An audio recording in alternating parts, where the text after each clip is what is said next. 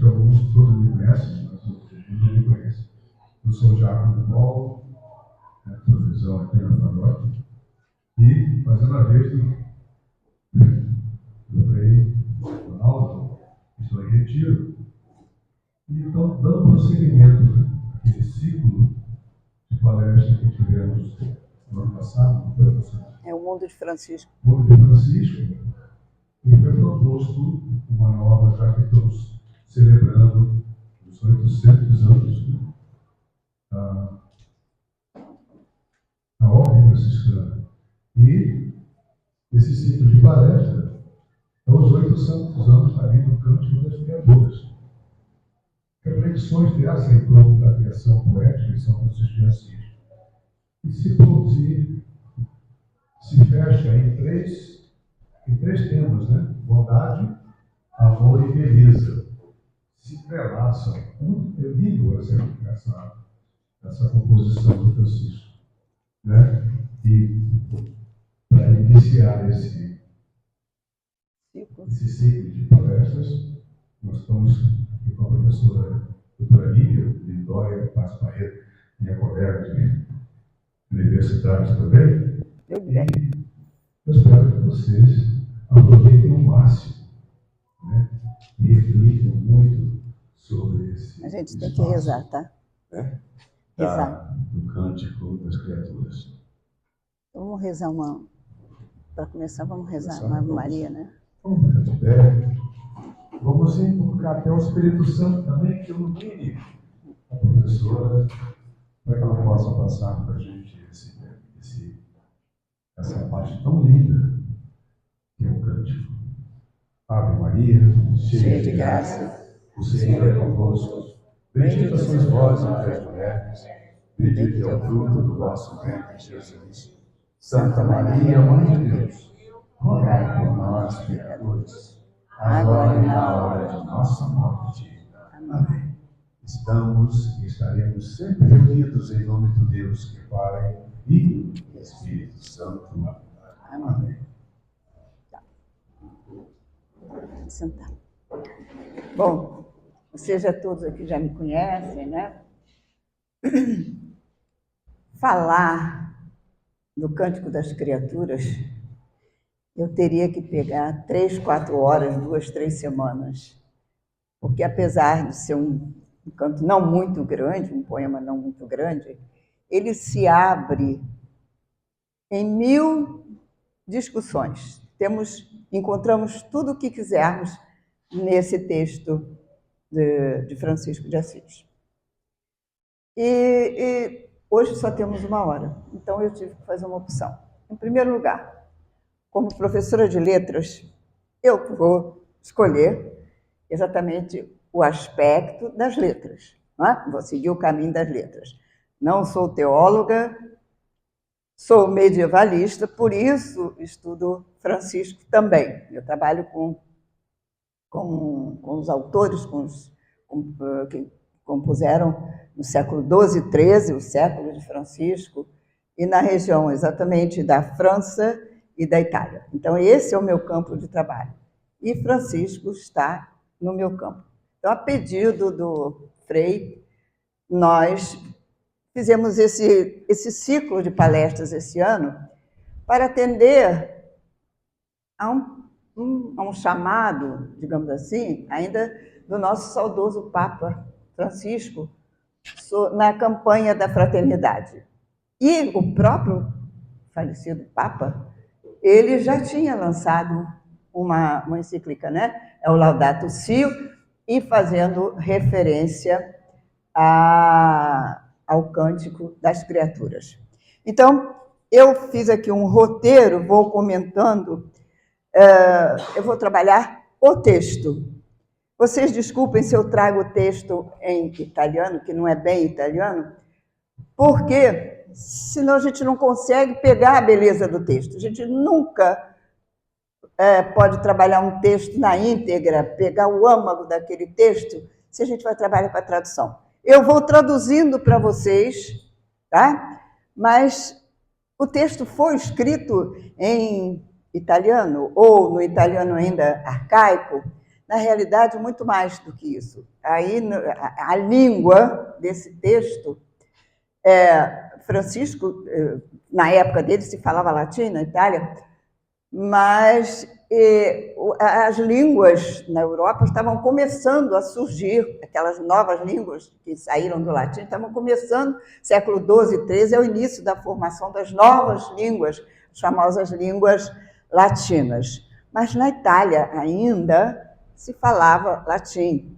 No entanto, ao mesmo tempo, o povo já estava começando a falar uma outra língua. E na Itália especificamente, essa língua, como eles falam, mescolata, misturada, latim, umbro, que era a região de Francisco, e mais aquela outra língua que passava ali pelo povo, eles chamam de italiano arcaico, italiano antigo, e assim por diante. Eu não vou entrar aqui nesse mérito, porque não é o caso aqui. Apenas a questão da língua em que foi escrito esse Cântico das Criaturas.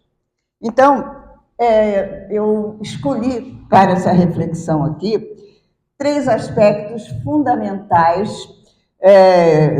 que, dentro desse louvor, desse poema louvor, porque, na realidade, ele atualmente está musicado, mas ele foi escrito para ser recitado ou dito de uma forma melodiosa, com uma certa melodia, porque ele tinha uma métrica. Não vou falar aqui da métrica, mas ele deveria ser uma melodia metrificada. Então, essa reflexão, como eu disse a vocês, vai estar fundamentada em 3 aspectos semânticos. O que quer dizer isso?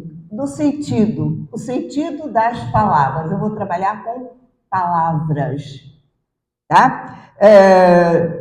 Desse poema, que o nome mesmo é Cântico delle Creature, ou então em português, Cântico das Criaturas, também conhecido como Cântico do Irmão Sol, ou ainda, em latim, Francisco pediu que depois ele fosse vertido para o latim, e deram o nome, então, de Laudes Creaturarum, ou seja, louvores das criaturas. Então, é um canto de louvor às criaturas. Então, vários são os pesquisadores que têm se dedicado ao estudo dessa obra, ou melhor, desse poema. Eu vou chamar de poema, porque ele é um poema também. E que, pelo seu conteúdo e sua forma poética, ele passou a fazer parte integrante da literatura mundial. Se vocês não sabem, isso faz parte da literatura. Não se estuda a literatura italiana sem se começar pelo Cântico das Criaturas. Os estudantes de italiano, de língua italiana, lá na faculdade, eles têm que estudar forçosamente o Cântico das Criaturas, sob diversos aspectos, tá? Como eu falei, embora a língua ainda não seja o italiano erudito, culto da época, o italiano de Roma, de hoje, mas é aquela língua mescolata, como eu falei para vocês. Então, e foi então nessa língua que Francisco e o povo simples de Assis e de Grétio falavam. Então, ele foi escrito na língua mesmo de Francisco. Então, nós estamos na Úmbria. Úmbria foi a região em que, no central da Itália, e aí nasceu, então, especificamente em latim, em 1181 ou 182, aí que nasceu Francisco.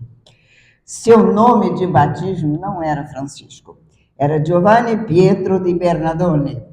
Seus pais, Pietro di Bernardone di Moricone e Picabol Remont, eles pertenciam à burguesia, ou seja, não eram camponeses, não eram pessoas simples. Não, pelo contrário, eles tinham um alto padrão de vida. E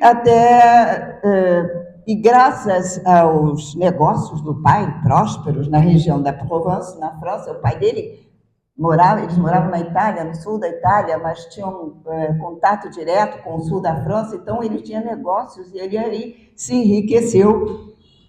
E Francisco, daí então ele ter posto o nome no filho.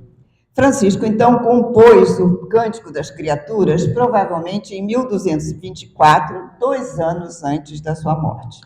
Este é um dos momentos mais tristes, mais pesados da vida de Francisco, difíceis até, porque ele já estava enfraquecido pela doença, estava quase cego, já estava afastado da comunidade franciscana que ele tinha fundado e já estava pressentindo os problemas que adviriam com o seu falecimento. No entanto, ao mesmo tempo em que esses anos de despedida, não é, de vida, são também são pesados, mas ao mesmo tempo acontecem 3 grandes fatos em sua vida. Eu queria virar então, 3 grandes acontecimentos na vida dele. Letra A, que eu dividi, eu estou apresentando aqui, a representação do nascimento de Jesus Cristo em Grétio, que foi o quê? Grétio, pequena cidade próxima de Assis, e desse acontecimento participaram famílias de camponeses, que foi o quê? O presépio. Né? O segundo foi na solidão do Monte Alverne. Francisco passa pela experiência mística dos estigmas, que eram sinais da conformidade dele com Cristo. E o terceiro, então, em meio à dor física e moral e os sofrimentos, mais uma vez, Francisco se volta para a poesia. É quando ele vai escrever esse poema. Então, eu digo mais uma vez, por quê? Porque desde jovem ele já tinha o hábito de recitar e cantar os poemas dos trovadores provençais, lá do sul da França, cuja língua ele conhecia. Parece que a mãe dele era francesa, então ele falava fluentemente também o francês. E ele gostava de cantar em francês. E até o próprio nome dele, Francisco, a gente fala em português, mas o nome em italiano era Francesco, quer dizer, francesinho. Isso foi um apelido que o pai teria posto nele pelo gosto pelo francês. Ele falava fluentemente francês.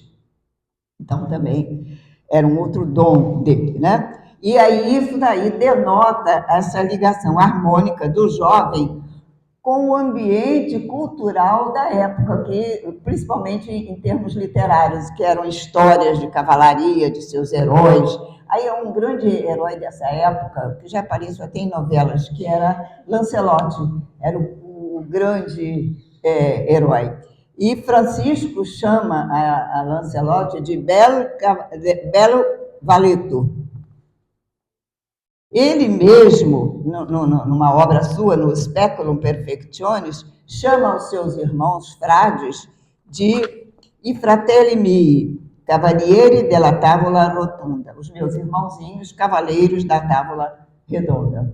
Mas aí ele já, quando ele admite isso, ele já faz uma transmissão, uma transformação. Eles são cavaleiros de Cristo depois, tá? Então, ele mesmo gostava disso. Então, aquele outro lado seu de jovem, ele transpõe depois da sua conversão e modifica esses cavaleiros.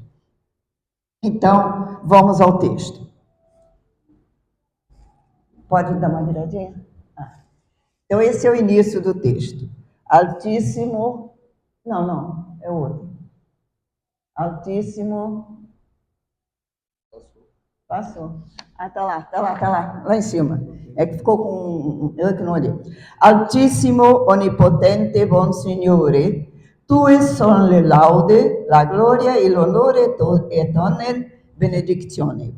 A te solo, Altíssimo, se confano, e nullo homem é digno temento vare.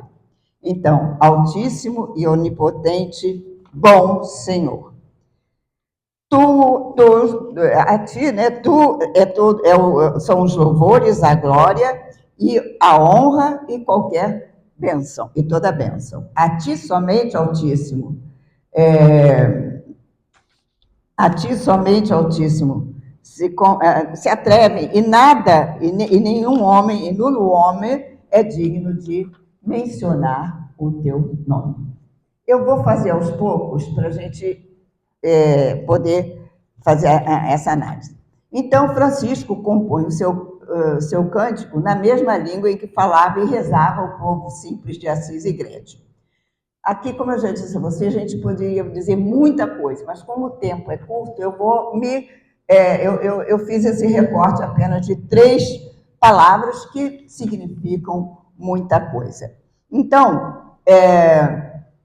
vamos ver o início do poema. A primeira palavra é bom, bom signore, ou seja, o Senhor é bom. Ele começa o poema chamando o Senhor de bom. É a primeira qualidade que ele vê, a gente chama de modificador, né? É o primeiro modificador, ele é bom. Agora, uma coisa muito importante em se tratando de poesia, isso na antiguidade, o início e o final do verso são posições de destaque. Então, quando o poeta quer destacar alguma palavra, algum significado, ele não importa a ordem, nem sempre a ordem na linguagem antiga é obedecida. Então, ele pode colocar no início ou no final. Então, ele começa o poema e fecha o primeiro verso com o quê? O bom Senhor. Então, ao mesmo tempo, ele é altíssimo e onipotente, mas é um bom Senhor. Ele fecha o verso com o adjetivo bom. Logo abaixo, né? Tu és son lelaude, essa segunda aqui, mas reparem que ele termina também com o quê? Benedictione. Benedictione é do mesmo campo de significado de bom. Todas as 2 palavras têm a mesma significação. E como ele começa o verso? Altíssimo e onipotente. Com estas palavras que manifestam toda a grandeza da divindade, o poeta inicia então o seu cântico. Além de tudo, o Senhor é grande. O Senhor é altíssimo e onipotente. São adjetivos específicos que a gente chama de epítetos e dão uma certa gravidade e temor reverencial ante aqueles solos sanctos da liturgia cristã. O Senhor é santo, o Senhor... Então, mais do que o Senhor é santo, o Senhor é altíssimo e é todo-poderoso. Entenderam? Ele já vai... E outra coisa, ele vai começar sempre com oposições e por contrastes. Então, antes os solos sanctos da liturgia, ele vai mais alto. O Senhor é altíssimo, o Senhor é todo-poderoso. Mas, no mesmo verso, imediatamente, ainda nesse mesmo verso, né, o poeta acrescenta o adjetivo bonus, que ali é bom, né, finalizando. E ele joga, ele é maravilhoso, depois ele é bom. Bom porque é a simplicidade. Tá? Note-se que para descrever a grandeza divina, o poeta emprega adjetivos longos, solenes, altíssimo, onipotente, solenes, provenientes, esses 2 adjetivos pertenciam à linguagem litúrgica, o latim litúrgico e à linguagem teológica erudita. O altíssimo e onipotente. Em contraposição, para apontar a divina benevolência, ele usa um adjetivo mais leve, coloquial, familiar, bom, e o coloca próximo do nome do Senhor, finalizando o verso. Então, nós temos uma oposição altíssimo, onipotente versus bom. Na visão do poeta místico, só o Senhor é absolutamente bom, mais ninguém. Tudo o que se possa dizer de bom sobre ele deve ser dito. Toda quer dizer toda bendição, bendição. Então, tudo deve ser dito porque todo bem lhe pertence. Todo bem leva ao Senhor. todo o louvor leva a ele e lhe é devido, porque o homem nem sequer é digno de mencioná-lo. No homem em edinho tementovare. Vamos ver, nenhum homem é digno de mencionar o nome do Senhor. Vamos ver a força dessa expressão. E é o que ele exclama ante o nome de Deus, pronunciando para, como eles usavam nas guerras cristãs da época, né, das cruzadas, Deus quer, né? Era o berro de guerra, era o grito de guerra dos cristãos para avançar na guerra, enquanto as disputas sobre a natureza divina se multiplicavam nos grandes centros universitários. O poeta usa, então, o verbo mentovare, lá no final, reparem ainda voltou lá, mentovare. Ali, ó. No finalzinho do verso. Novamente, fechando um verso e fechando todo um grupo, toda aquela alusão ao Senhor. Mentovare é um verbo, ele é muito discutida a questão do valor desse verbo. Mentovare, inclusive a tradução dele fica um pouco difícil, porque ele está preso à mesma raiz de uma palavra latina, mens, mente, quer dizer que é mente, ou seja, aquilo que está dentro do mais profundo raciocínio. Então, é um verbo de sentido forte, porque etimologicamente, quanto ao seu sentido, ele é mais do que pode se entender por mencionar, é muito mais do que isso, mas a gente não tem uma tradução, não tem como traduzir isso. Então, não se pode, não é digno de mencionar, mas é muito mais do que isso. É como se ninguém fosse digno sequer de elevar o pensamento ao Senhor. Tão alto, tão altíssimo, tão grande é o Senhor. Então, para Francisco, o caminho principal do encontro com Deus não é a especulação intelectual, não é a razão, mas é o amor. Ninguém é digno de mencionar o Senhor. A inteligência humana não é capaz de alcançá-lo, mas a graça do amor divino é oferecida a todos. Aí vem outra oposição. Ninguém e todos. Pode passar. Ninguém Conseguiu? Ninguém é digno de mencioná-lo, mas a graça divina se dá a todos. Reparem que ele vai entrelaçando uma coisa com outras, as oposições, ele vai chegando até onde ele quer. Então, primeiro ele destacou o Senhor, é digno, é alto, então ninguém, o homem perto do Senhor é nada. Mas o que entra aí no meio disso tudo é o amor. Para Francisco, o caminho principal do encontro com Deus não é, como eu falei, não é, mas é o amor. Assim, com o verbo mantovare, que é o seguinte, é a mente, a razão, a especulação. Não é isso que você precisa.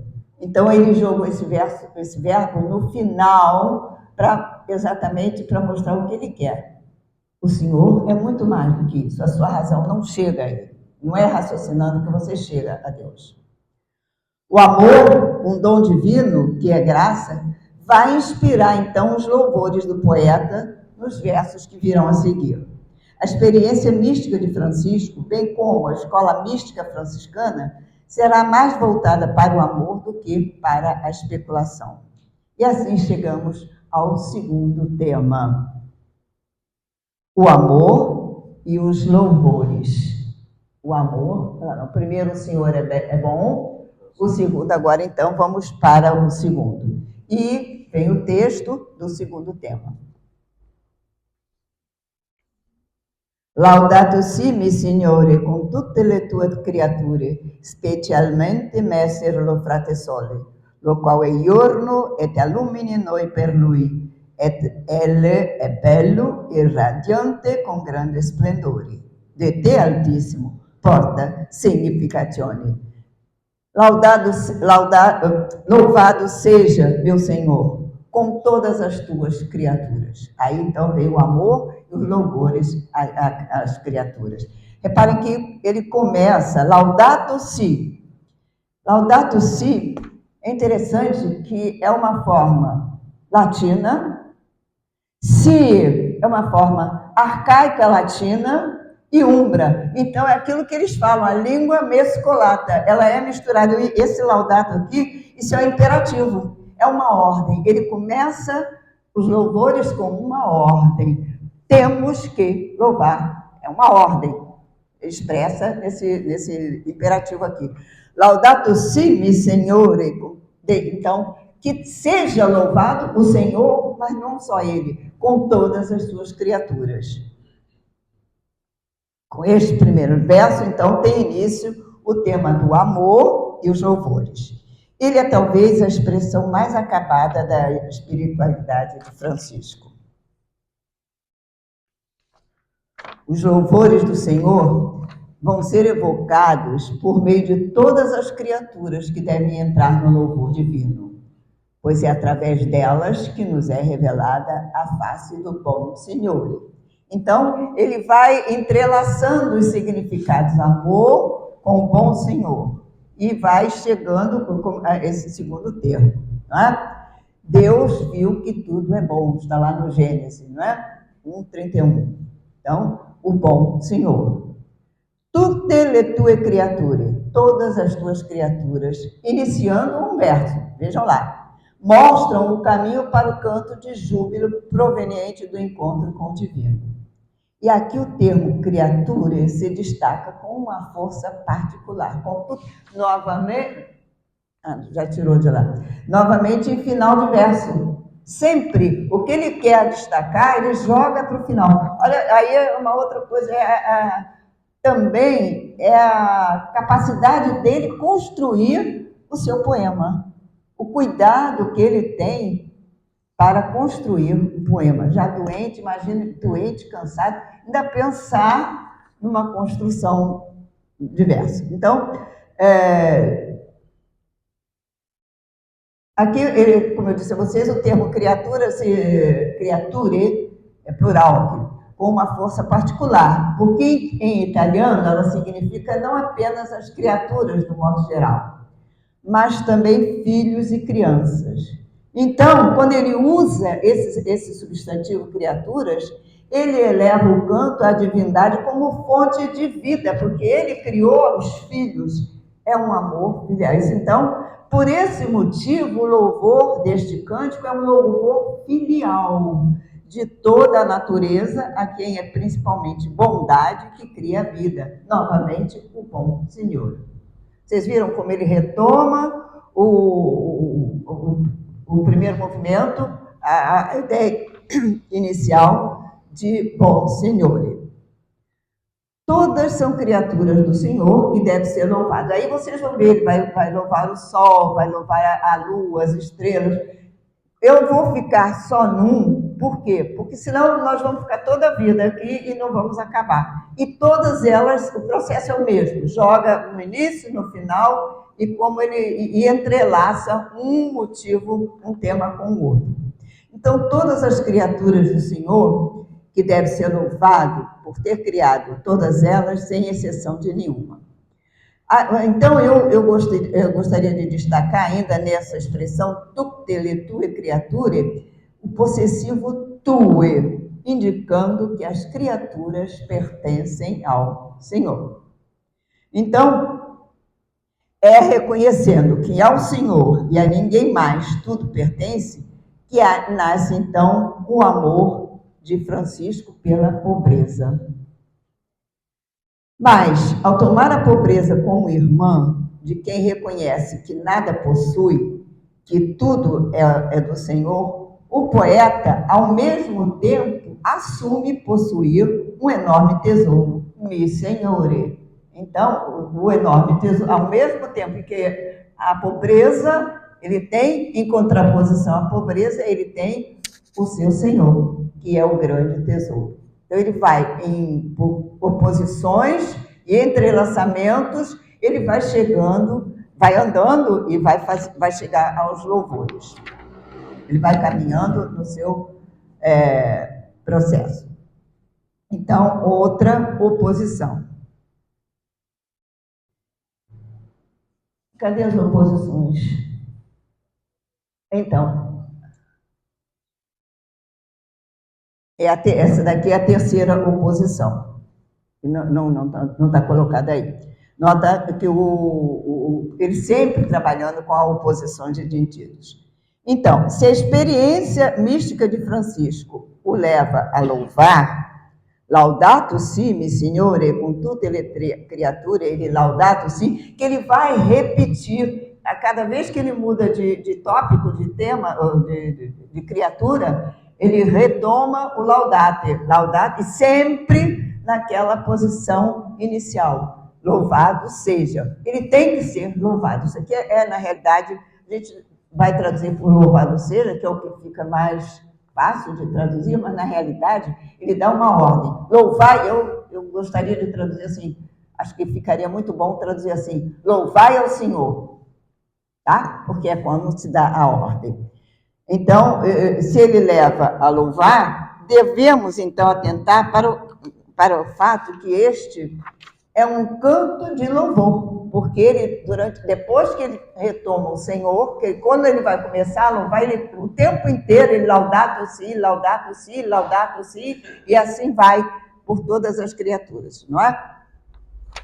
Então, é um canto de louvor, mas um louvor que se realiza em forma de poesia. Porque há muitas formas de louvar, né? E ele escolheu, pela sua índole, né, a poesia. Então, a gente não pode dizer que Francisco é só um místico, de jeito nenhum.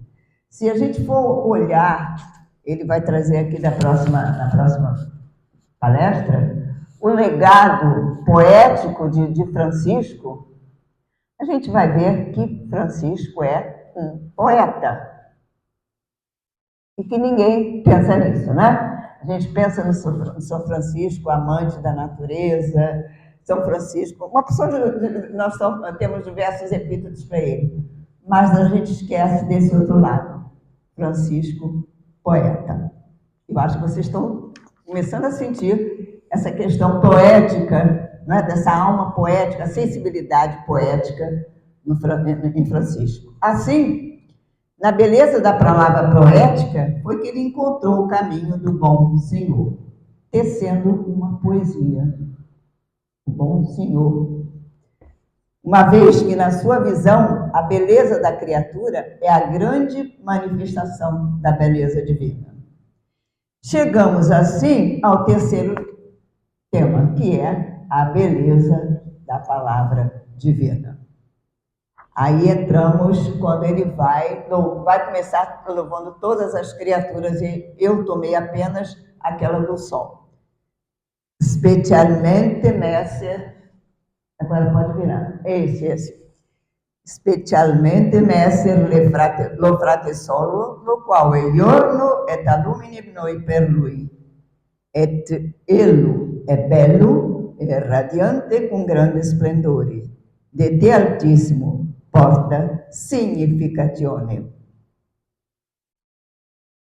É o que se nota logo no início dos louvores com a imagem do irmão Sol, a beleza da palavra divina. Messer lo frate sole, que nos ilumina sem excluir ninguém. Isto é um sinal do bom Senhor.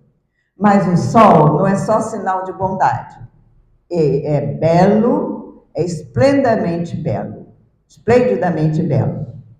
É aquela criatura que porta significazione do Senhor, do Criador. Ou seja, que ele é uma marca do Senhor.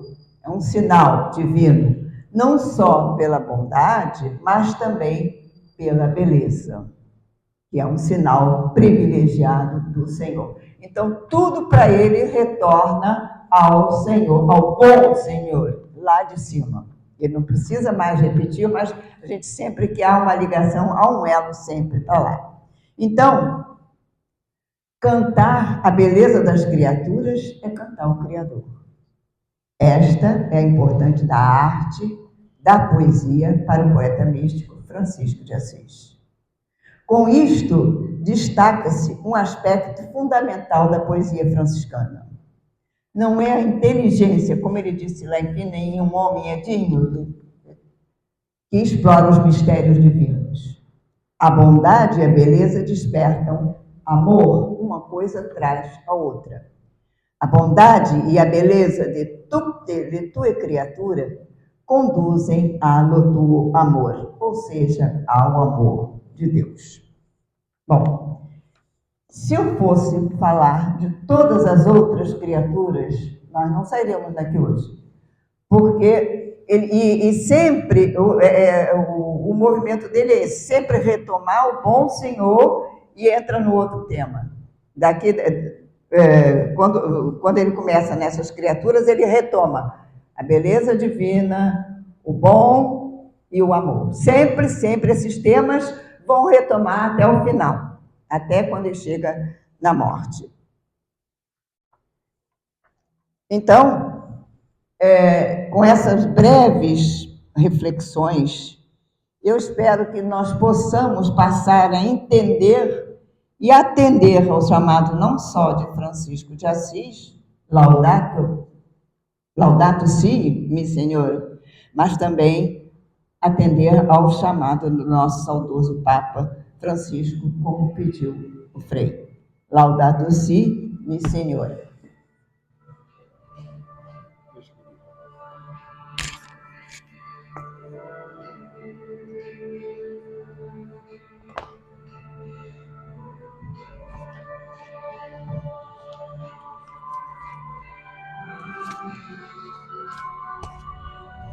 Vocês querem fazer alguma pergunta?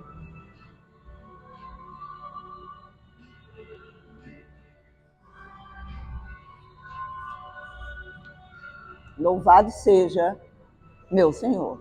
Vocês querem fazer alguma pergunta? Alguma curiosidade?